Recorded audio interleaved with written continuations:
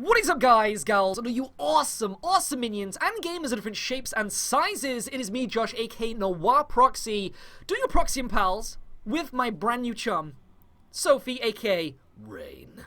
I'm going to do it with an epic voice. This is going to be the epic voice. Yeah. Because if we're going to introduce you, it's going to be one of these things like a movie intro. It's going to be Exactly. Rain. I've got to sound more epic than I am. How would you sound if you were doing that intro? Go on, do it. Say your name in the epic voice. Rain. Oh my goodness. I know, Shivers right? It's all like over. Liam Neeson possessed me. Oh my goodness, yes! I completely... No, and I'm just imagining Liam Neeson saying it. I don't know who you are. I don't know where you're from. But I know Rain. And I will use her to find you. And make you play No Man's Sky. Which we're going to be talking about today. Yes. We're talking Back to the point. So, we're doing a Proxy Pause talking about No Man's Sky, because I've been wanting to talk to somebody about this, and I'm excited, because it's going to be a different of opinions, right? Like, I'm playing on PS4, I'm having a kind of okayish experience. You're playing on PC, I am. and you're having a... Well, I'm loving it so far, because obviously PC players, we only got it like on Friday. Loving it. And it's Saturday now, so for me, I'm still like, this is brand new, this is amazing, I've never seen any of this. Whereas PlayStation 4 players have had the game for what, like a week? So you're like getting used to it, and it's not got that appeal that it did when you first got it, I'd say. It's really funny because, alright, I'm going to be honest, we tried recording this before, and she made this amazing honeymoon period joke, and it just fit, and like you're basically saying it without the honeymoon period bit. I'm a respectable YouTuber. No, alright, here we go. This is how it breaks down. PC players are in this honeymoon phase, you know? Right. We've just got married to No Man's Sky. We've gone on holiday. It's amazing. Meanwhile, PlayStation 4 players have been married to No Man's Sky for 10 I've years. had and wanna kids. Get rid of it. Yeah. You've had kids. It's making me keep the kids. It's keeping the house and the dogs. Yeah, It's not the best there's of no sex separation. There with No Man's Sky. You're already cheating on it with something else. I ain't grinding against that shit. No, definitely not. But like, I mean, one thing that's kind of funny actually is that even though it's come out on PC, was it today? It was just today, right? It's just come out on PC? No, it was Friday, but for me, because I was in Germany, it didn't come out till 7 Oh, this is the thing, because in America so it was they a long got wait. They got the PS4 version before everyone in the UK did that stupid release legislation it was thing. a staggered release, which was really, really annoying. Frustrating and annoying. And the unusual thing, though, is that even though it's come out on PC, everyone is complaining about it on PC. Like, if you go on the Steam store, it's all getting bad reviews because of the frame rates, it not supporting old graphics cards. But even though it's screwing everybody over on PC, it's actually screwing everybody over on PS4. And I've had so many bad experiences with it, like crashes, glitches, bugs. I had one just a minute ago before we were even talking. And it's just bewildering that, and this is the unusual thing too, is that they actually supposedly have just hired, Hello Games have just hired QA. a QA after release. It's like, did you need money? It's like, what were you doing? Was it like just putting it all together with cardboard cups or something? It's like, I'll put this out there. I currently work as a QA tester. oh goodness. And I'll say this now, in a games company, the QA, no one even cares about QA. They're like the lowest of the low. Wait, hold. Initiating small violin sound. Go on, keep going. Yeah, no one really cares about QA because developers are very much into their game and their vision, and QA usually turn around and go, no, that doesn't work, players don't like that, you need to change this, and they don't want to hear it. They want to see their vision go. Exactly. So I imagine No Man's Sky just didn't have the manpower or the finance to even hire a QA team. And how can you even test this game? Like, well, the developers even said that they don't even know what is in this game. That's How the hell kind of a can you lie. QA? That's How a can bit you of a QA? lie. Because, like, the game, and it's funny because the game is actually very devoid of content. This is going into my own opinion. We're going to probably have a difference of opinion on this one. The game is very devoid of content when you actually realize what the game consists of. Like, I've pretty much seen the majority of what this game actually gives, and I have my theories of how it works from past experience with other games. So... It's going to be a very interesting discussion, this one, because, again, you've had, like, a very good experience of it so far, and I've been having a very hodgepodge one. So far. I mean, you may come over to the dark side at some point. Yeah, today I was playing it, and I have to admit, I got up and I waited about 4 hours before I even played the game. Okay. So I noticed that I wasn't that obsessed with it as I was on Friday. Oh. Because I wasn't like, I need to play on this right now. And then when I did go on, I was like, I'm bored of scanning animals. I want to go explore. Oh, you're gonna be disappointed.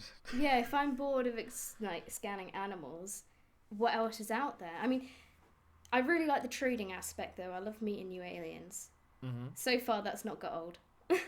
I mean, one thing to note with that is that there are only, I believe, 3 alien races in the game. That means I have met them all. Oh. Yeah, there's the like the Tusky ones called like I don't know what they're called. I've just gone back to them now. Then there's the Gek, which are the little pigeon like Ewok things. I love the Gek. And then there's the robot dudes called the Korvax or something. And so those are your 3 races. And then you've got the Sentinels aren't really like, that's the thing. What is the mystery behind the Sentinels? Maybe they'll explain that if you play the game and stuff. Like, I haven't got to that yet. But you have 3 core races. And this is one thing that I mentioned because I did a live stream of this game recently, is that have you ever played Spore? No. Have you ever played Spore on PC? Right, basically, the people who made Sims made a game called Spore. Spore was kind of like No Man's Sky, but you started out, the game was all about you made like a race, and you started out as a cell, and then you grew that cell into like an amphibian, and then you grew that amphibian into a land creature, and then that land creature turned into something a bit more intelligent, and then was able to build cities, and then build spaceships, and then go out into the vast universe and discover other planets, and they would have their own like little unique aliens and stuff made up of like the algorithm of the game, and I say that with ditto fingers kind of thing. And that is basically what No Man's Sky is, but without that creativity aspect to it where you can like make your own stuff.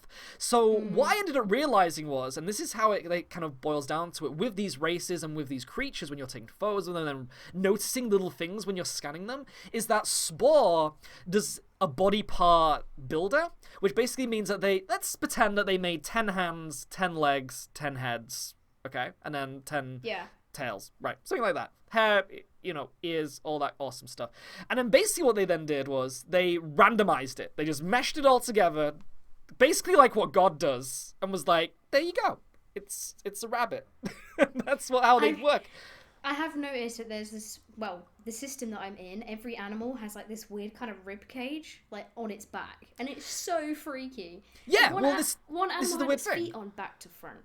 How was it walking? One thing you'll notice is that like sometimes one of them will have like a brown butt, but then the front of it will be green, and it'll have like green legs, but the brown butt had brown legs, and it's just because it's like 2 body parts meshed together.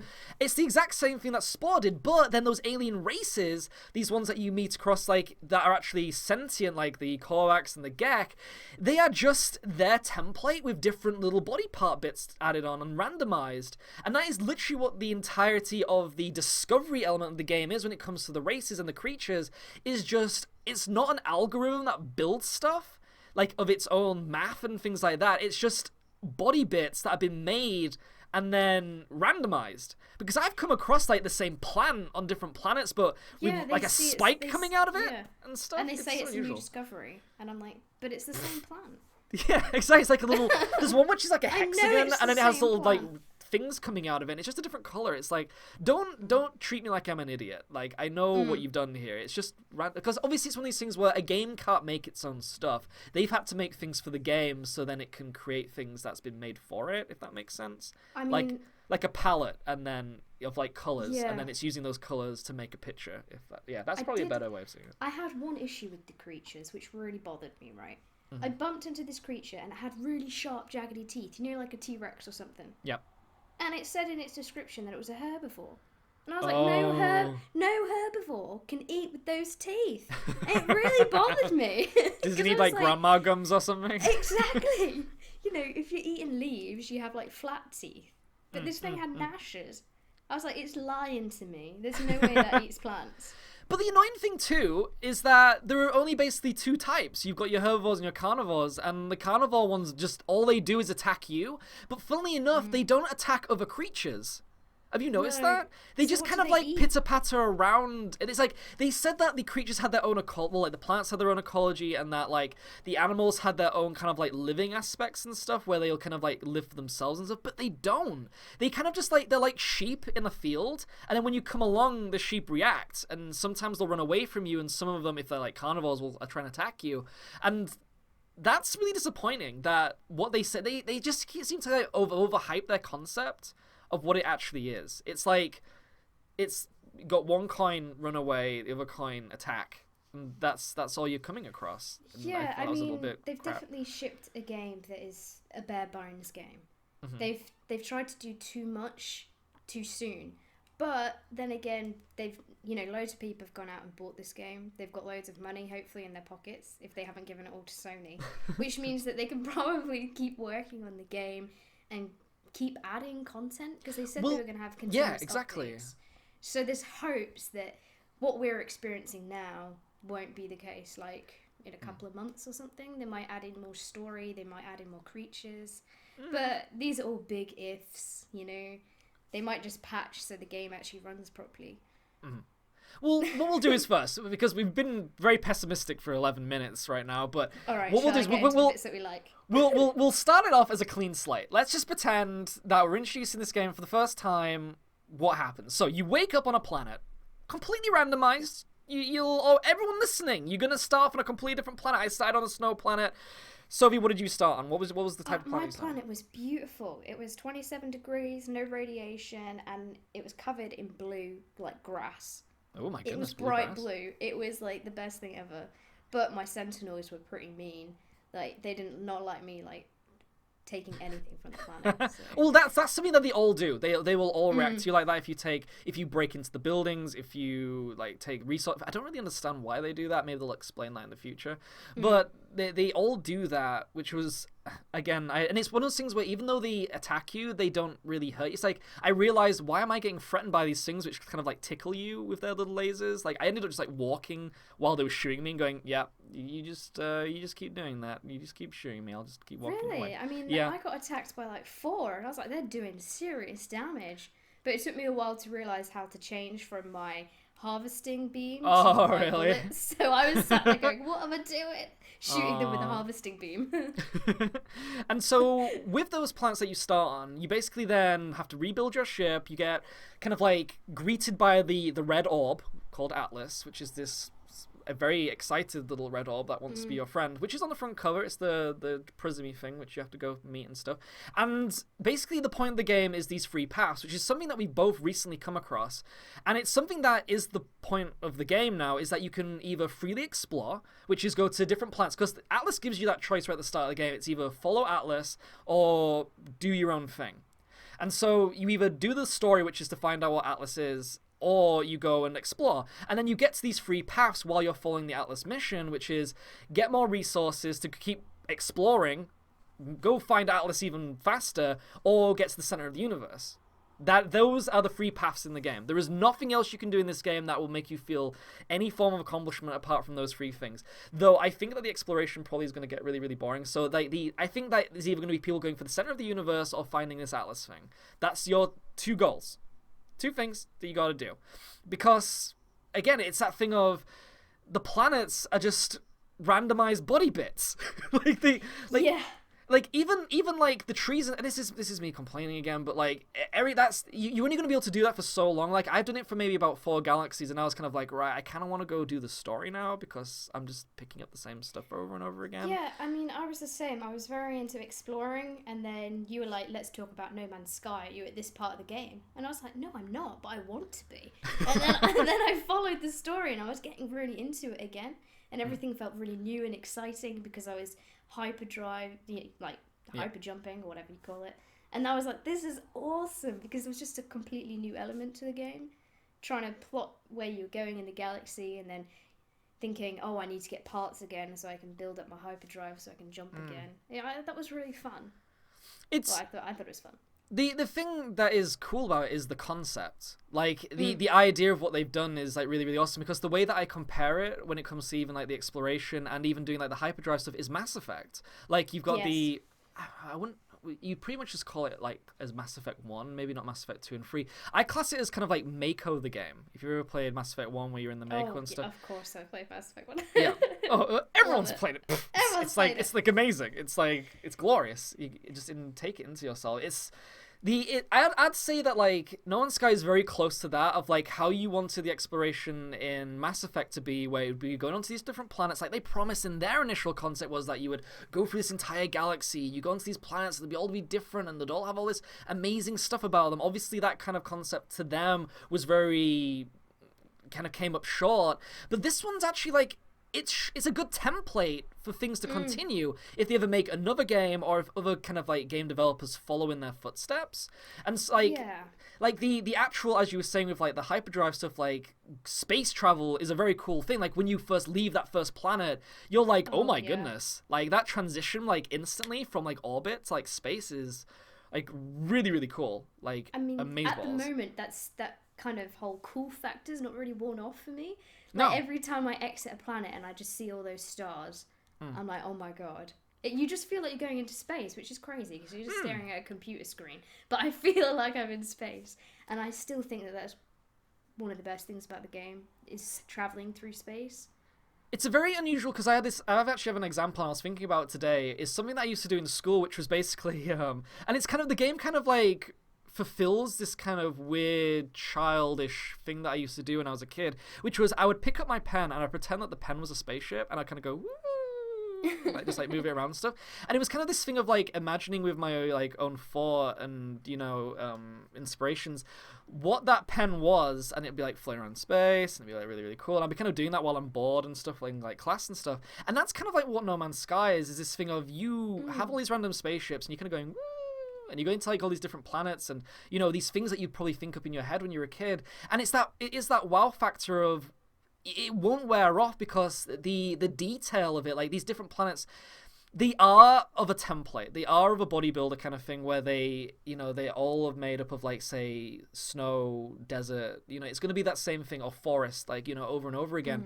But they all have that different color scheme about them, and like that just little bit of a spark when you like show up and like see it for like the first time, and you're like, oh my goodness, what could be on this one? Even though you know what's probably going to be there after you played the game for a while, you think, oh, come on, it's going to surprise me. Something's going to happen. So it's going to be something different about it, you know? And that's still the cool aspect of it, is that it's still surprising me even after 8 hours, but in a sense of that, maybe I'm just kind of like, I'm now unhyped, but I'm now kind of like getting to that realm of realism, of realizing what is actually going on in this game, what it's actually going to give me, and I'm just getting excited through that, like what expectations I have for it now, because I know the truth about it, if that makes sense. Yes, it's strange because I feel like a lot of people didn't know what it was about, so that's why a lot of people are quite upset with the game, because they expected it to be something else. Yeah. But like when I was doing my research on it, I realized that it was quite a bare bones game, and I was worried because a lot of crafting games like Minecraft and Ark and things like that I find quite dull, because what you're doing, but you're just crafting stuff. Yeah. So I was worried that I wouldn't enjoy No Man's Sky because it's going to be the same kind of thing. Yeah. But that added kind of exploration of going from one planet to another, for me, makes it a bit more interesting, and the whole trade elements. I mean, I'd like a bit more multiplayer. Which is something that they initially promised. They did say that it was good, but I think they're lying about that, because there was those two people that met, and then this is something that I was talking to someone actually today about this, is that Sean Murray, the like founder of Hello Games and everything, said, oh well, there is going to be multiplayer in this game, you're going to be able to randomly bump into players and stuff. 2 players ended up meeting in the exact same spot, but there was nobody there. They couldn't actually meet each other. They were in the exact same place. They were connected to the online services, but they were not actually like physically looking at each other. And then when the PC version came out, they actually, like, players ended up like digging into the game, as they always do with PC versions, and found that there was no character models for the player. So they didn't even make physical character models for you to kind of like see other people. Yeah, I mean, it's weird. Why? When I was doing my research on it, they said that there was multiplayer. And then they're like, oh, but you'll probably never bump into anyone anyway, because they did it on the first day. So big. And then they're like, and even if you do bump into someone, you probably won't see them. And I was like, what do they mean by that? And that's what they mean by that, because you physically don't have a body. Yeah, there's like, they didn't even create that asset so then you can actually meet anyone. I mean, it could be one of those things where they obviously wanted to see if maybe the servers could handle it, and then maybe they'll add that down the road, because they have said they're going to add, I think it was like Space Freighters going to add next or something, so you can have like bigger ships possibly and have that whole trading aspect of being able to do a different type of job, because at the moment you can do exploration,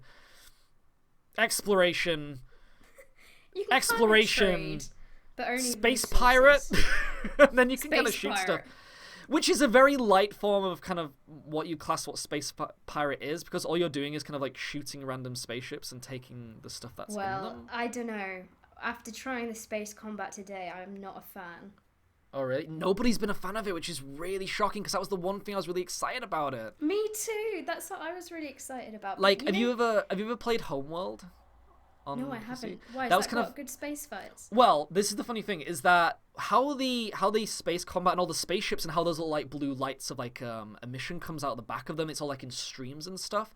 The original Homeworld and even like the newer Homeworld and stuff had that. It was this thing where you'd have thousands upon thousands. It was like a strategy game. You had like thousands upon thousands of these like spaceships and stuff, like all doing these like streams, and you know, like when they're flying around, it looks so epic and cool. And it was literally like what No Man's Sky is showing you from those trails and stuff, but very much more like further out, like a strategy game is.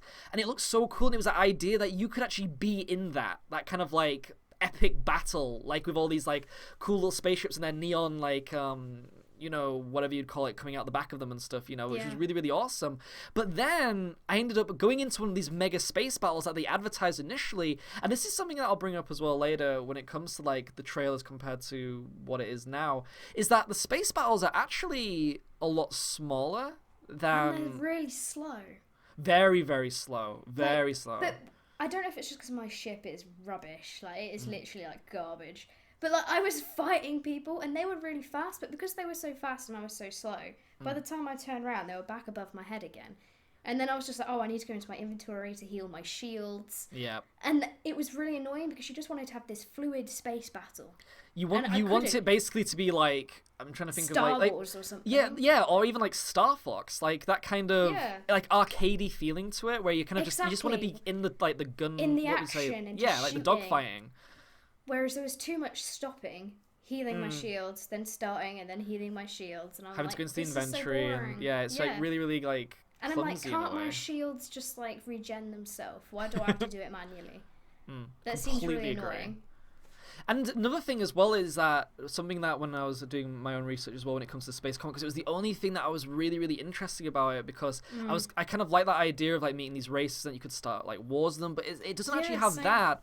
Is that when you say if you go into orbit, sometimes in like some form of scripted event, these 3 dreadnoughts will warp into your area, and they will always do that, but they don't explain who they are, where they came from, or if you can meet their origin or anything like that. You never will, because they haven't built that into the game either. The game is very light on its concept of the the space fighting is just these dreadnoughts showing up, them asking either for help, or they are actually like enemies, and then they'll attack you, and then you fight back, they'll blow up, you take their resources, you move on and explore again.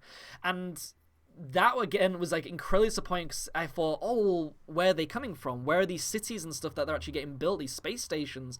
But they're not. There is that doesn't even exist. It's just those little kind of like scripted moments of you're given this little battle and then you move on, which I thought was really sucky. The first battle that you encounter, I think, is after you meet Atlas. Yeah. And it was like enemy ships, and I was like, yeah, but who do they belong to? Because I'm pally with most of the races, so I didn't want to like fight any of them. Yeah. And I was like, who do these ships belong to? And they were just like enemy ships. And I was like, yeah, but who are they?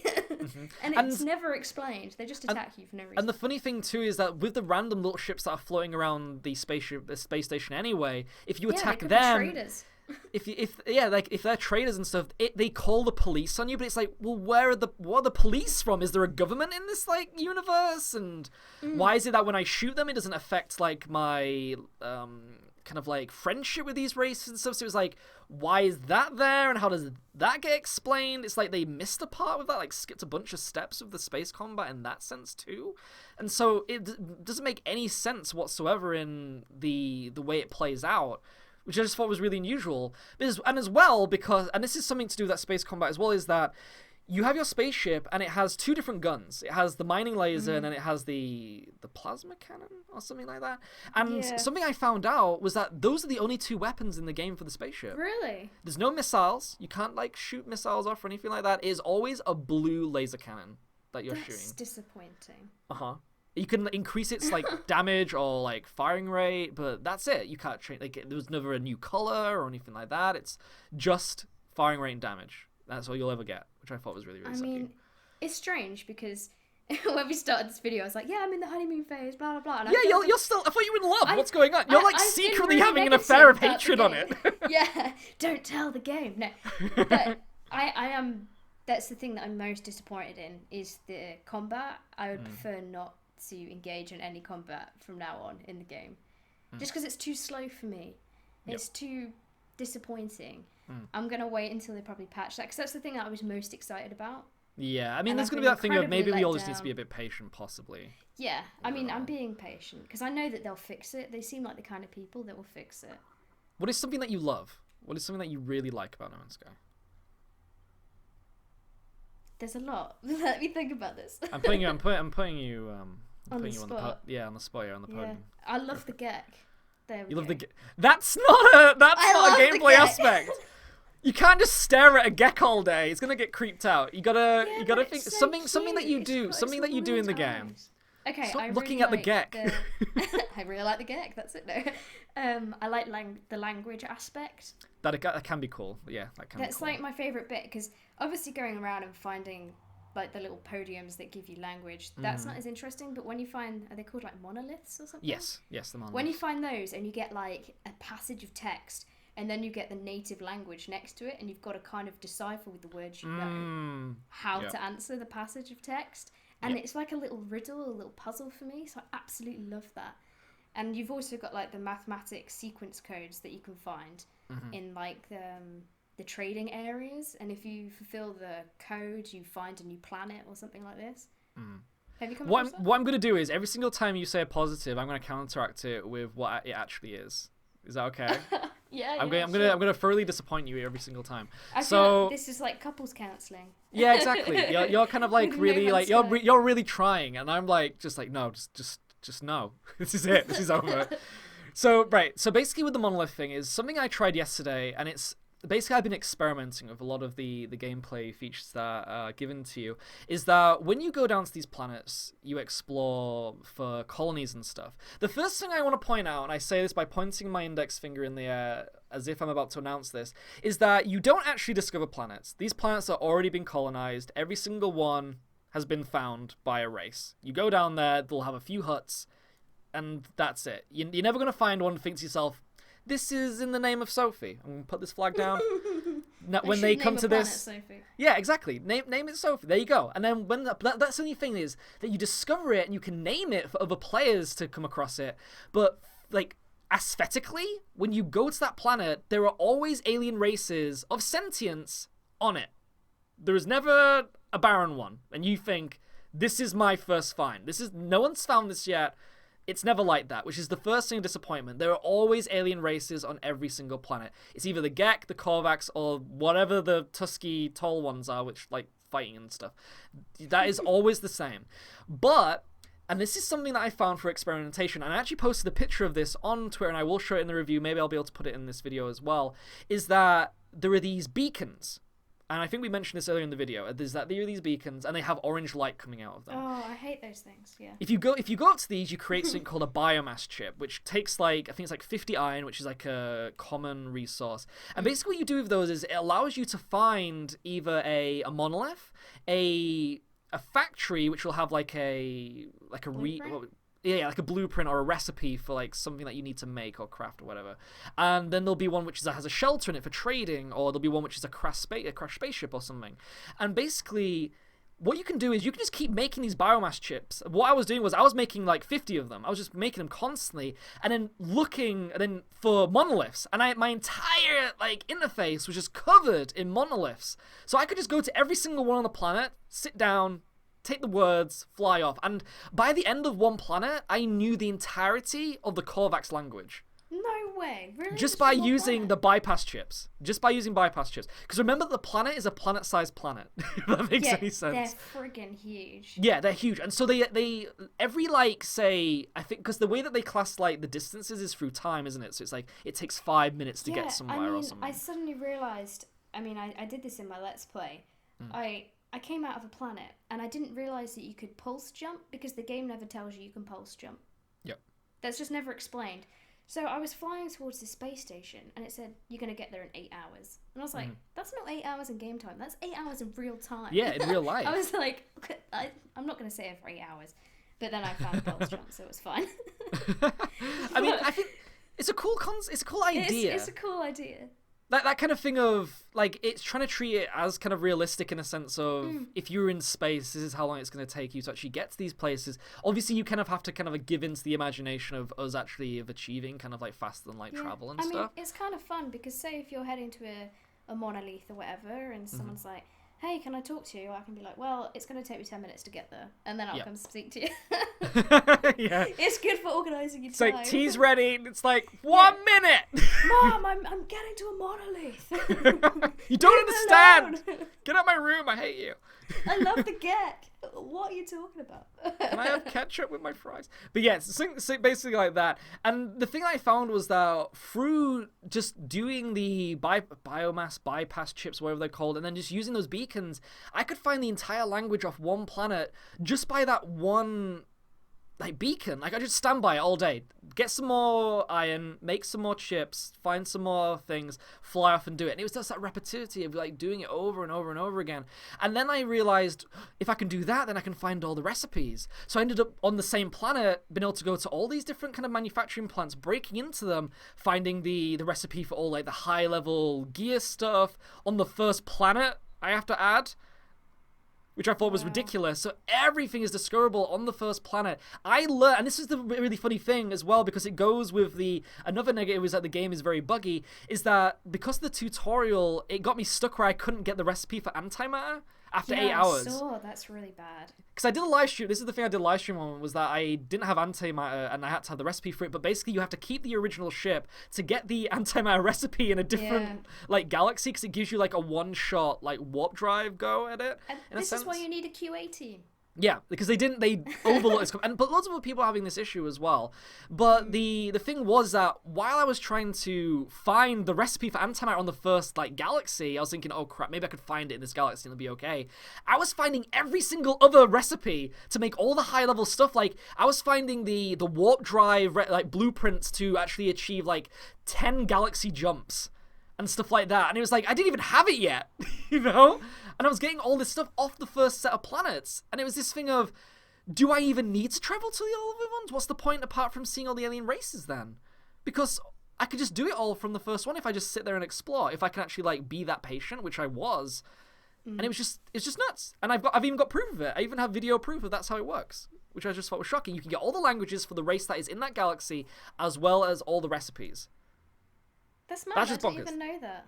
Yep, that's just completely bonkers. I bet that was a grind though. Oh, it was. Like, again, I if can anyone... imagine. Like, I couldn't do that. I would have to just move. If anyone, like, sees the Twitter photo that is on my Twitter, just check it out, Noir_Proxy. You will see what I'm talking about. Just monoliths, like, all over the interface. And again, I've got the video as well, so you'll see that in a review, because I complain excessively about it. It's one of those things where when you break down the game to what the core things are of it, it's all really basic. That is, the game is exploration, but it gives you it all by just holding your hand in a sense. Like, if they took those beacons away, then maybe it wouldn't be so bad. But because they give you those beacons, it's like you can just eat it all up like within like about 4 hours and you're done. I wouldn't say it holds your hand though, because it doesn't really tell you how any of these features work at the beginning. No, I mean, they're all basic features, but it never tells you what anything is. But once you like walk up to that beacon, you go, oh, I could just like you'll end up realizing if I can make this chip, then I can find this thing. What if I do it again? What it's kind of like a vending machine. It's like, this is going to cost 10 pence. I'm gonna put another 10p in. I could have another Kit Kat. I'm gonna put another 10p in. Oh, keep going. It's literally that, like, over and over again. You're just getting like sweets for nothing. All right, I'll say something else positive then. Oh. How about this? Right. So on PC, right, it was a super expensive game for a PC. Oh yeah, it's like $39.99 or something. Yeah, which is like ridiculous. This is why I play PC. It's like a PlayStation 3 game. £20 or whatever. Mm-hmm. So for PC, I was like, this is extortionate money, but I'll buy it anyway. Yep. But let's say by the time you get bored of No Man's Sky, you've probably put over 20 hours in it or something. Yep. And then, but to get to the centre of the universe, you're probably putting over 40 hours. Yep. So that's like £1 an hour, and it's probably you're probably spending like the same amount of money on this game as you would say like Skyrim. Right. And you might put the same amount of hours in, so it's worth the money. Is time value though in that sense? Some people see time as value. Like, so when you buy, I mean, I think people do see time as value because most games now are like ridiculously long. And you feel like they've been bulked out when they shouldn't have been. Like, I felt the new Uncharted game had so many unnecessary bits in it just to make it longer. But see it this way. She made it worse. See it this way. So let's go back to the whole thing of on the first planet you can learn every single language for one race. Okay. Okay. So say you do that, you then jump to another galaxy. Remember there are only 3 races. So you then jump to the next galaxy. You do the exact same thing. Maybe say it takes like 4 or 5 hours to do each one. That means that you've grinded, if you want to class that as value, to just do that. Remember, there are no like story missions like in a specific sense. Like it's very mysterious. It's just going to point A, talking to something, then moving onwards. But like, say you do all that grinding for those languages and stuff, you then go to the next one and you realize, oh, it's just the same alien race, but I already know the language, so I don't really need to help them. Like I've already got their like friendship thing up from like learning their language anyway. I guess I'll move on to the next guy. Oh, it's that other race again, but I've already learned their language. So, and it's that thing of you're moving to the center of the universe, which is supposed to take you hours upon hours upon hours. It's supposed to take like about 20 hours itself to travel through the whole fast and light thing, because it's supposed to take so long or whatever.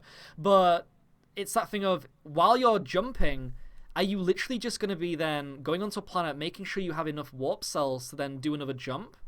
Because you've just learned everything. You're just going to be kind of like ignoring all the like aliens and the like plant life and stuff on all these planets because you just want to find the center of the universe now because you've ended up realizing, oh, I've done the grindy bit, which is find the languages and stuff. Because once you've found those languages and you find that same race again, they don't reset the language or have a different one or anything like that. It's the same language. So is that value once you realize that after 4 hours of just finding that language, you can't do anything else with it?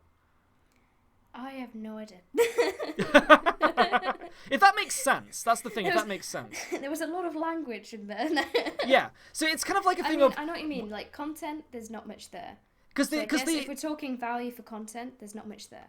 Yeah, it's like the excitement of finding, like, it's the excitement of the game is that you have a few words and then you kind of try to figure out the puzzle of their kind of sentences from these alien races to kind of go, oh, well, maybe they mean this. Like, I can see the word oxide, so maybe they want oxide, and then you pick oxide and it actually means it's bad, and they end up doing something in, completely wrong. You're like, oh, that's kind of exciting though. You kind of get that kind of like alternate thing. That's the thing I enjoy the most, because when you're talking to them, you're like, oh, I need to guess what they're going to do. Yeah. And each, like, I mean, I've been speaking to a lot of Gek, and they all have, like, their own little story of what's wrong with them. And I'm just, like, helping them out. Like, this one guy was at a trading post, and he was stealing stuff. And he was like, oh, if you don't tell anyone, I'll give you loads of stuff. And I was like, no, I'm telling the authorities. And I got loads of stuff. Gonna drop a bomb on you again. Oh, those start to recycle. Really? Obviously, because you're not going to have 18 quintillion of those. But they should. It would be awesome if they did, but again, it's that thing of, it's kind of like having this choice gives you this, the other choice gives you nothing. And once you know the entire language, you'd be kind of like, oh, well, he's going to give me, another blueprint. I guess I could take the blueprint, and then you go off on your way again. So it's that thing of, once you know everything and you've got everything, what are you doing? There is one thing I'm really excited about in No Man's Sky. I'm not gonna ruin it for you. I'm just this negative Nancy right now. I'm just like on a roll. You PlayStation players now. Right.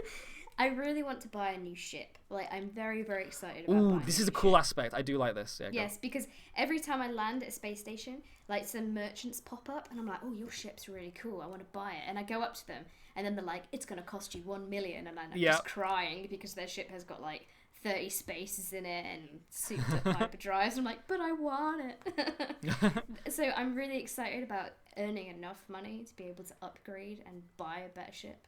Can That's I what I'm can I most drop a excited bomb again? No! All the ships are the same. No, because the thing is that was really cool thing that I've been doing as well is that I ended up working my way up to it kind of looks like an X-Wing fighter, the one I've got now. Like I ended up saving all my money to get it and stuff. But even though you can do that, it's something that I kind of want to it's the carrot on the end of the stick for me because I don't want to ruin it for myself by doing it the beacon way. Is that if you do the beacon way with the bypass chip, which again is only 50 iron, is that you find a settlement, you go to the settlement will give you a distress beacon, which is a crash site. The crash site will give you a spaceship for free. Well, no, it doesn't, right? Because I got really excited today because I landed and there's a distress beacon and it led me to a ship that was crashed. And I was like, oh my god, this is like the best thing ever. Yep. But then it was completely like bashed up and I had none of this stuff like in my inventory to fix it. So I was just like, I'll leave you. But the resources you need to fix it are all around you. Really? But you need that thing to get the hyperdrive back online. What's it called? Yeah, so once you get the recipe, you're completely fine. You can make it from, like, I think the things that you need to make the hyperdrive are just zinc, which is just the yellow material, isotopes, which is the red one, and then the blue one, whatever it's called, Iridium or something. You just need those three, and they're the common materials around you. So you just kind of like, you're doing this thing where you make like a green ball, and then you make like a purple ball, and then you make antimatter, and then you make a warp cell. That recipe's like crazy long. So you're doing that over and over and over again, but you're just making using those common materials around you to do that. So you can kind of like make the spaceship back into its original form like fairly quickly by like spending 5 minutes to mine. Yeah. And I guess if you don't have any inventory slots free, which is like the bane of my life at the moment, it makes things very difficult because everywhere I go, I've got full inventory. But everything I have in my inventory seems really necessary. A lot of people have been complaining about, but the cool thing too is that you can locate those, and you can't locate them through the beacon. Is that you can find the inventory upgrade slots just randomly exploring. You'll find these little like triangle drop pods, and they'll have them in. They are like, it's like candy. It's just like finding a nice pristine piece of candy, and you just want to take it. That's the needle in the haystack. That's the thing I've been looking for since I got on this planet. And even though it like once you like continuously upgrade, it always like increases in price. Like I think the ones now that it requires me like 90,000. Yeah, it increases by 10,000 every time you buy one. And it's worth it. You just kind of think to yourself, even though like it's really expensive, I want another one because you really need that inventory space. You really need that inventory space, especially.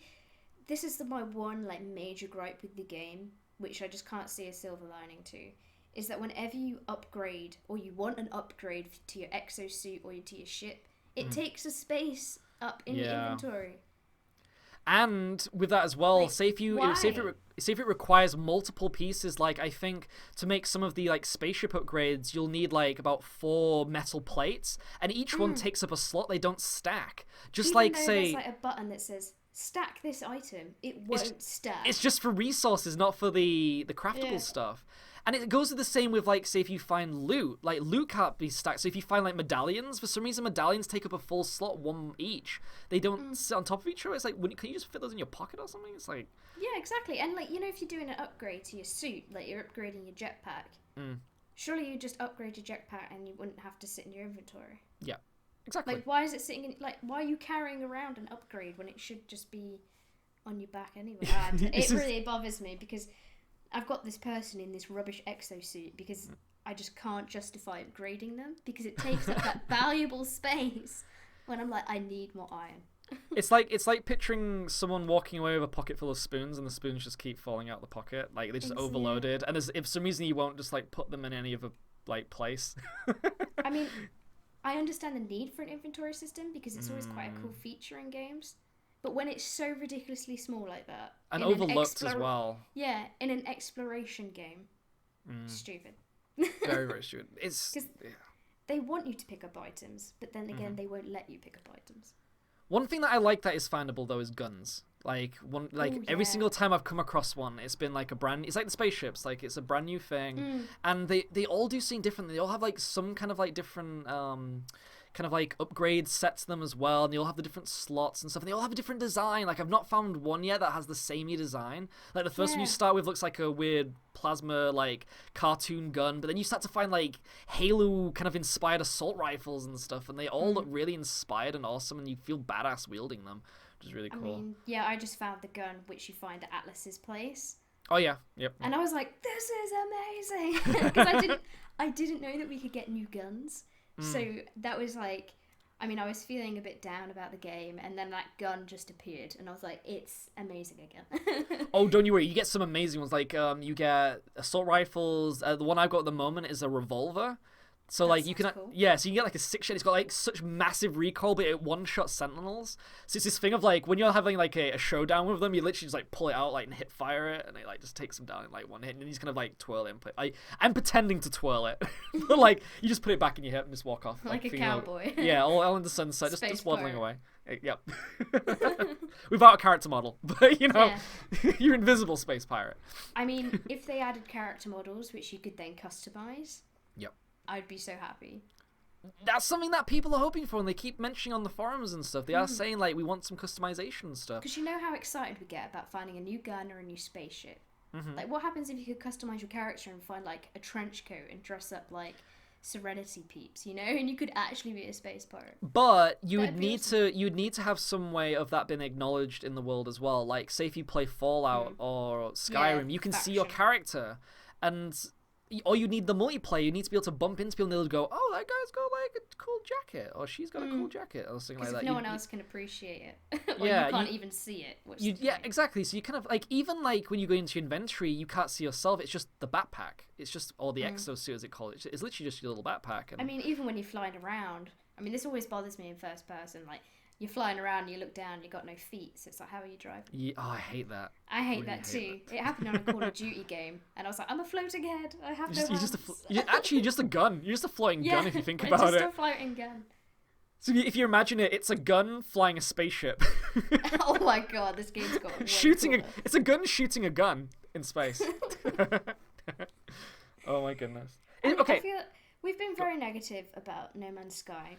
But what is something that you're looking forward to, like if something you want in the game? Say if you could like have anything like bar customization, if there was something that you hope and dream that they bring into this that would just make it that little bit special, what would you say it is, Sophie? Story. I'm very into story-based games. I mean, I love Mass Effect. That's like my favorite like sci-fi game. Yep. And I feel like this game is so epic. Its scale is amazing. But I want more story to the universe, so you feel like you're actually in something.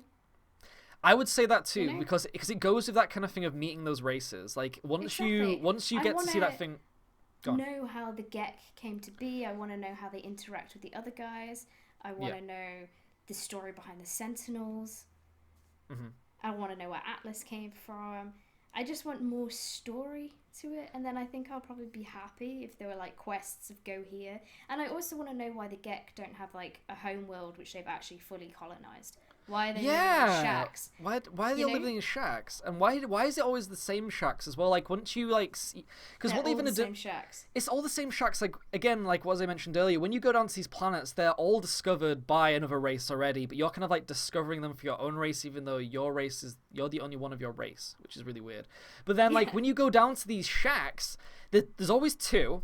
And they are always in some shape or form in the exact same placement of what's inside of them. So you always have the little lizard in the test chamber thing, and then you have like the language or the multi-tool thing to take, and then you kind of leave it, and then that's kind of it. And then you go to the next one, and maybe it'll have nothing in it, but it'll have like a bunch of cluttered chairs.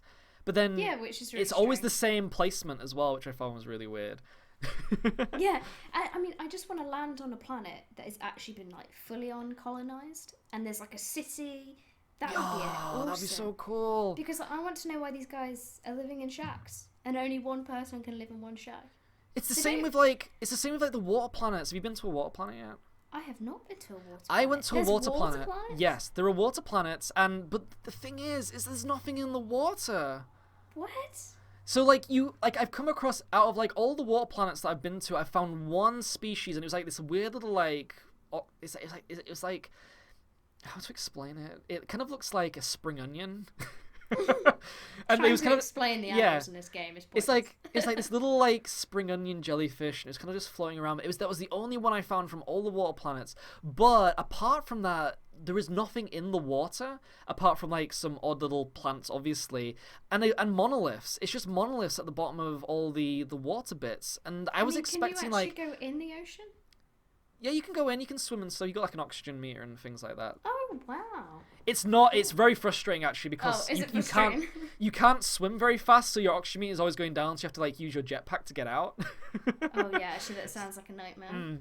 And I mean, one thing you can do is you can dive bomb in. So what you can do is you can jetpack up above the water, then let go, and then you kind of like deep dive really fast downwards, which is kind of cool. You know, it's got that kind of thing of like, it feels like quite epic, like exploring the water in that sense. But again, it's just monoliths that are down there.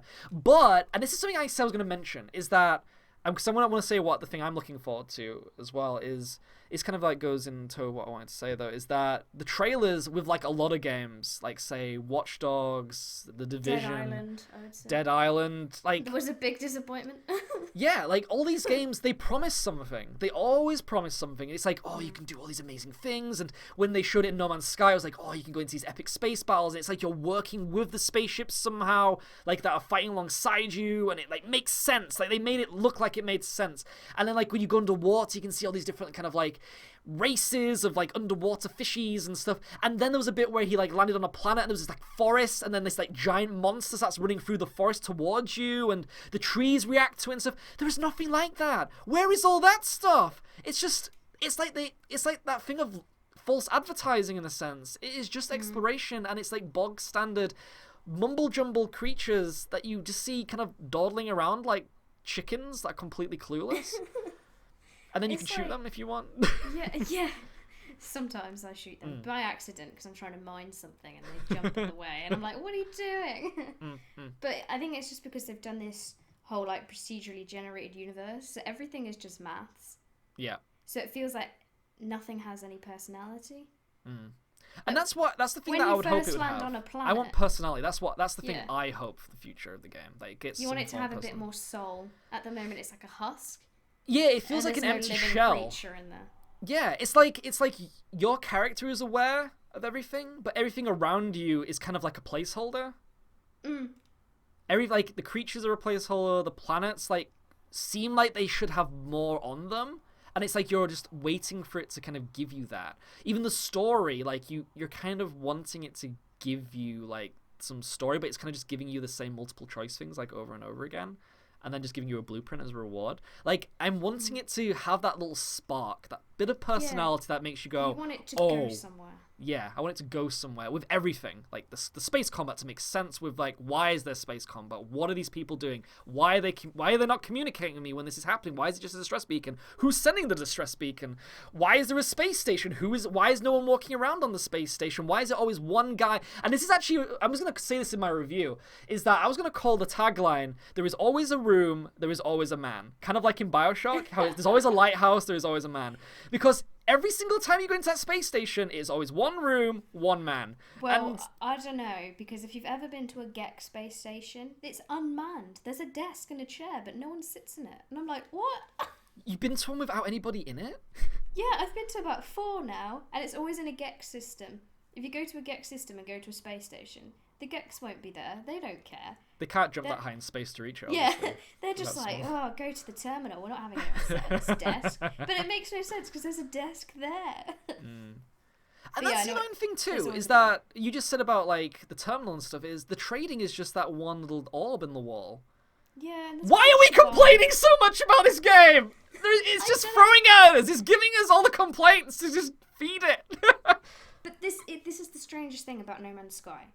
You want to bitch about it. You want to say all these things that you hate about it and that you're disappointed and they need to do this and they need to do that. But yet every day when you go to sleep, you'll be thinking about it. And you think about it. Where am I going to go tomorrow? What am I going to see tomorrow? And then you'll load it up and you'll play it for about 5 hours or something and go, oh, it's just the same old shit. But then you will still load it up again the next day. Which is what I've been doing, and I don't know why. Exactly, right? You physically don't know what's going on in your brain because you're like, it's terrible, it's repetitive, it's a grind. But I'm still going to go on it, and I'm still going to get that same excitement I do every time I leave a planet, or every time I land on a planet. and that it's like it's just got magic. There's so much wrong with it. Space magic. But it keeps bringing you back. Right? What is it? I don't know what it is. Maybe It is a maybe like the marriage. disc is like emitting something.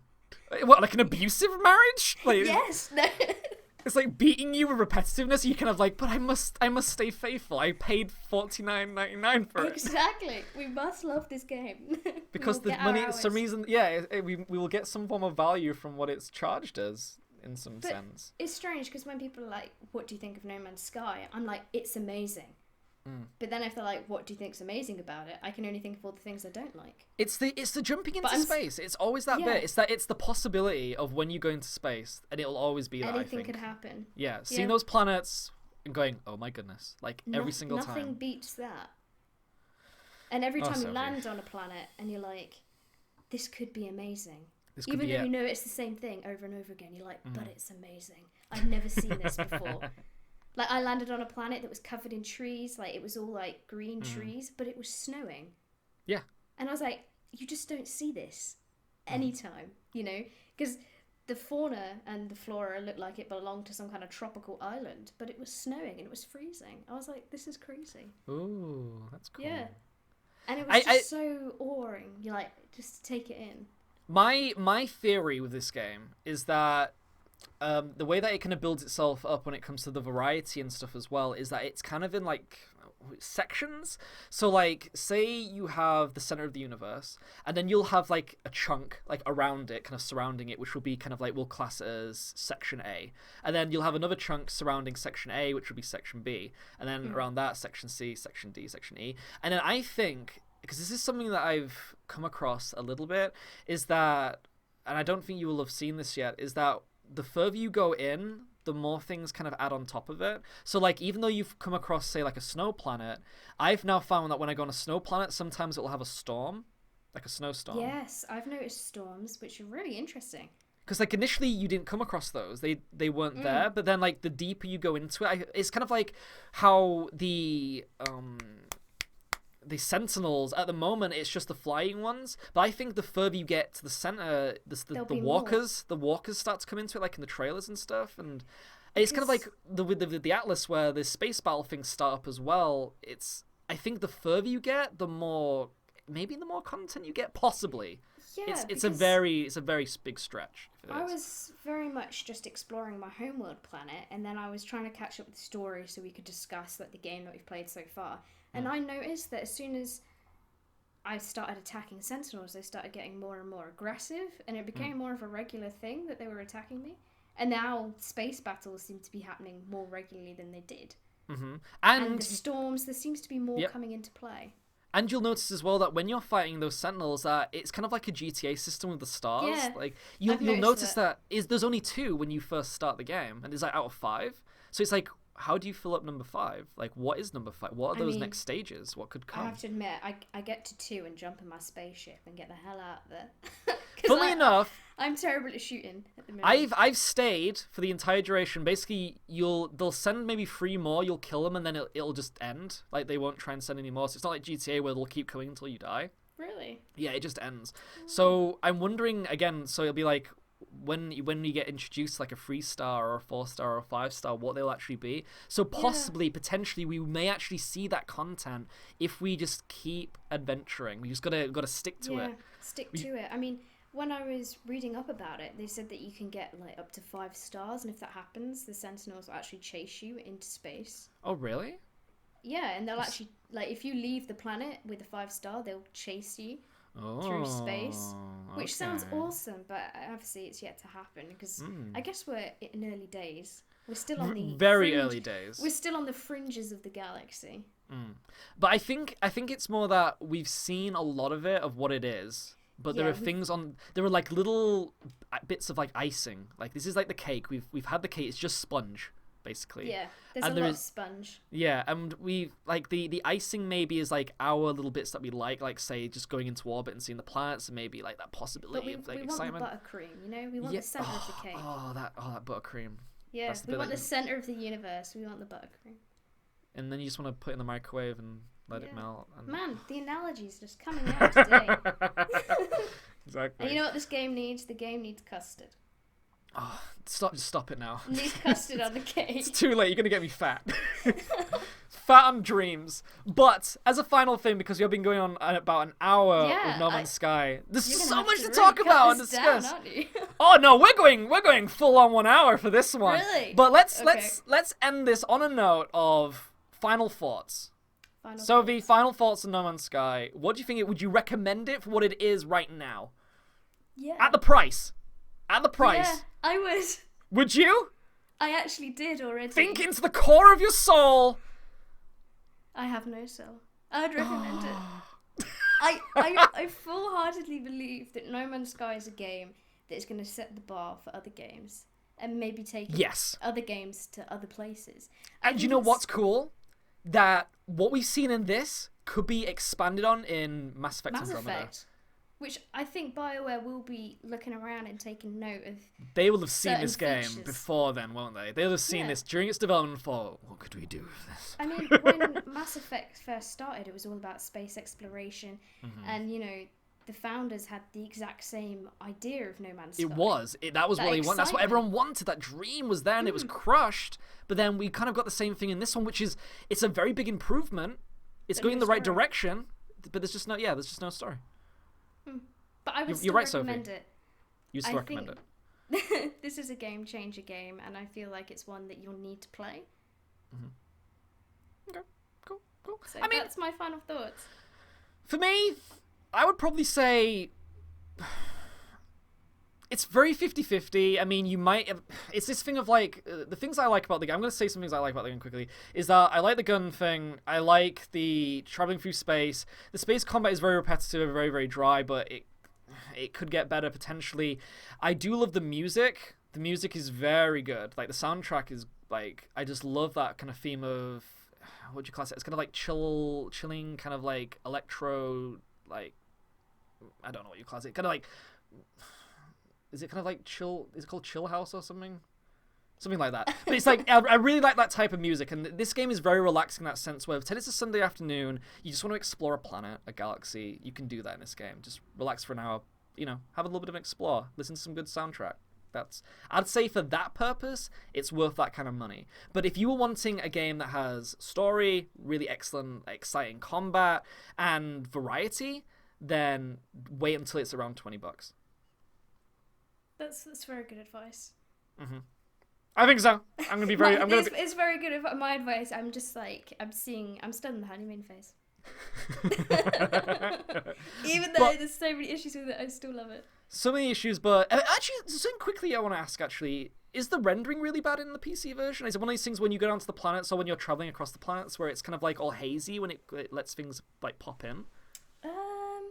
I guess it depends what system you're playing on, because I'm on my laptop. I haven't got it set up to like ultra high settings. So now and again there are things that are popping up just because my length of field's not great at the moment. Okay, because like so on oh, that palm tree or whatever just appeared. Because like on the PS4 version, like say if you're going to a place that has like lots of rocky kind of like bridges and stuff on it, they start to like phase in like really close to you when you're like in your spaceship. I mean, I guess that's just because of the components, like what the system can handle. Maybe. But it's that thing of I'm curious to see if maybe because I know Arc isn't like that. Like Arc Evolved is very good in its rendering, so I'm curious to see if maybe I haven't seen a comparison of the PC version yet of No Man's Sky. I'm curious to see if like that quality, like when you go down into the planet, it's all there sitting for you, and it doesn't have to render in like all like. Yeah, it is kind of all there. I would say it's cool. Yeah, you just kind of sometimes like certain things pop in, but it's very rare. I mean, the strange thing that I have at the moment on PC is that when I first boot up the game, for the first like 10 or 15 minutes, I'll have frame rate issues where it just dips randomly. So there's a lot of stuttering or it freezes. Right. But then after 15 minutes, it's like seamless and it's fine. Wow. It's really strange. That's cool though. I'm going to have to check this out. Everybody check out the PC version. Bad. It's not that bad compared to like what other people have been experiencing who have old CPUs or whatever and the game just doesn't load, or people who want to play it on like 4K resolution are having issues and all this jazz. Oh my goodness. I'm very curious because like this is the really weird thing, Sophie, is that if the PC version is as pretty as you say is, and it's actually prettier than what is shown in the PS4 version, a part of me wants to buy it. and I don't know why. I mean, I want to experience that exploration, that possibility, but prettier, because the game is pretty for what it is. Yeah, I've loaded up some footage which I recorded from my laptop. Oh, definitely check that. Everyone check that out. So you could have a look at that. I mean, obviously my laptop's only like a 980M graphics card, so it's not like a high-end range. So that's good. Hey, you can definitely get it. Don't sell short on that. It's all right. You stroke that and you tell it that it's loved. It is loved. Poor graphics card. It's 1 year old. It's still loved. Don't listen to the nasty lady graphics card. It will break now. Technology does this to me. It hears me saying bad things about it and breaks. And it's like, screw you, now you can't play games. Yeah. I'm like, God damn you. Just engulfs in flame. Right, everybody, but thank you everyone for coming along to this awesome Proxy and Pals. It's been really, really fun. Been able to finally talk about No Man's Sky. Yeah, and even though it's been bitching, it's still been fun. I feel like I've been so negative, but oh well. It's going to be interesting seeing how people react to the negativity. Like, No Man's Sky is amazing, and all the fanboys will be like, how dare you say this? Don't blow that horn. Oh my goodness, now they come. They'll never find me. before we shoot out of this, would you like to give yourself a little bit of a spotlight? Where can people find you? What is your channel? I'm Sophie. I have a YouTube channel where I do Let's Plays, reviews, pre-reviews, and news in general about video games. I also have a vlog going at the moment. Check me out. At the moment, if you type in Rain45 in the search bar, my channel will come up. So yeah, subscribe. And your Twitters? What about your Twitters? My Twitter is at Rain45. Excellent. There we go, everybody. And you know me, Noir_Proxy on Twitter, and then Proxy Payload on YouTube. All fun, all awesome, all fantastic. Thank you everyone for coming along to this, as mentioned, and thank you Sophie for joining us on this fun discussion, an hour-long, very passionate one. Hopefully we'll get you around next time as well. Oh, of course. Awesome. It's been fun. It's been amazing. Thank you, everybody. Great. Ciao for now. You say bye, Sophie. Oh, bye. Liam Neeson. Bye. I shook my finger at you.